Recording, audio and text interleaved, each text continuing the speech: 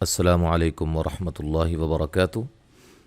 जी, 24वां पारा हमारा जारी है, यानी कि उस तरफ से हमने 13वां पारा अल्हम्दुलिल्लाह आधा पढ़ लिया है और इस तरफ से 24वां पारा सूरतुल मुमिन, जिसको सूरतुल गाफिर भी कहा जाता है, उसकी आयत नंबर 62 तक जो है वो हमने पढ़ा था। आज हम इंशाल्लाह आगे से पढ़ते हैं। अऊज़ु बिल्लाहि मिनश शैतानिर रजीम।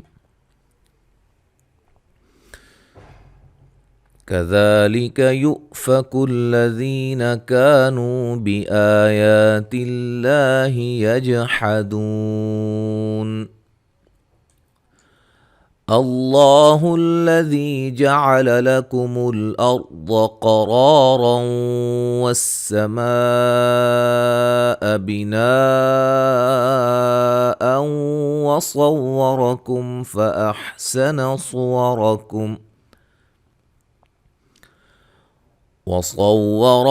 فأحسن صوركم ورزقكم من الطيبات ذلكم الله ربكم فتبارك الله رب العالمين هو الحي لا إله إلا هو فادعوه مخلصين له الدين الحمد لله رب العالمين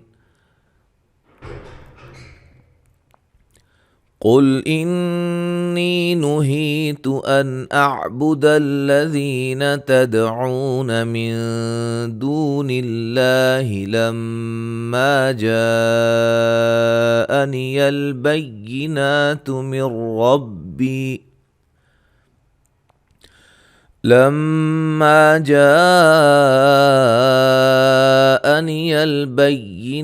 من ربي وأمرت أن أسلم لرب العالمين هو الذي خلقكم من تراب ثم من نطفة ثم من علقة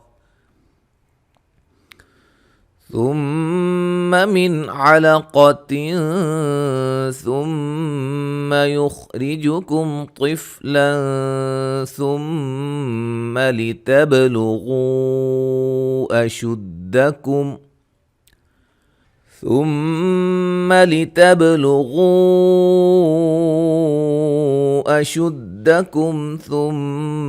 لتكونوا شيوخا ومنكم من يتوفى من قبل ولتبلغوا أجلا مسمى ولعلكم تعقلون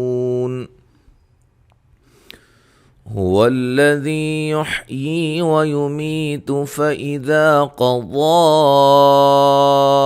أمرا فإنما يقول له كن فيكون। आगे आयत नंबर 79 से लेकर हम क्या नाम है 69 से लेकर 73 तक आज हम पढ़ते हैं इंशाअल्लाह। क़वाइद तवज्जो के साथ समाअत फरमाइएगा। मीम साकिन का इजहार है और आ को मोटा अदा करेंगे। ज़िया मद्दा है, जा मद्द असली है, लू व मद्दा है, फ़ी पे मद्द जायज़ है, आ या मद्द असली दोनों जगह। तिल्ला ही लफ्ज़ अल्लाह को बारीक पढ़ेंगे। अन्ना नून मुशद्दद पे गुन्ना मद्द असली है, यहाँ भी। योस सौद को मोटा और आ को मोटा, फू व मद्दा है। मिलाने की सूरत में नल्लज़ीना पढ़ा जाएगा, ठीक है। जब यहाँ से स्टार्ट करेंगे तो फिर अल्लज़ी, ज़िया मद्दा, कज़्ज़बू व मद्दा, कीता मद्द असली, मीम पे मद्द जायज़। और सेल ना, रा को मोटा, الف مدہ ہا مد اصلی اور را کو موٹا، نا الف مدہ ہے، سو لین ہے، مو مدہ ہے، وقف مد عارض وقفی ہوگی۔ اذ الاغلال غین کو موٹا ادا کریں گے، اذ الاغلال لا مد اصلی ہے، فی پہ مد جائز، اعناقہم مد اصلی ہے، قاف کو موٹا ادا کریں گے، میم ساکن کا اظہار ہے، والسلاسل یسحبو و مدہ ہے، وقفاً مد عارض وقفی۔ فی الحمیہ مدہ ہے، ثم میم مشدد پہ غنہ، فن نون مشدد پہ غنہ الف مدہ، را کو باریک، یہاں را کو موٹا پڑھیں گے، و مدہ ہے، سیم قاعدہ جو میں نے پہلے بتایا ہے۔ ثم میم مشدد پہ غنہ، قی قاف کو موٹا یا مدہ، میم ساکن کا اظہار، ای لین ہے، ما الف مدہ، کن نون ساکن کا اخفا ہے، میم ساکن کا یہاں اظہار ہے، اور را کو باریک، کو مدہ ہے، وقفاً مد عارض وقفی۔ یہاں تک آج ہم نے پڑھا ہے۔ اب یہاں سے جو آیات رہتی ہیں ان کی تلاوت سماعت فرمائیں۔ اعوذ باللہ من الشیطان۔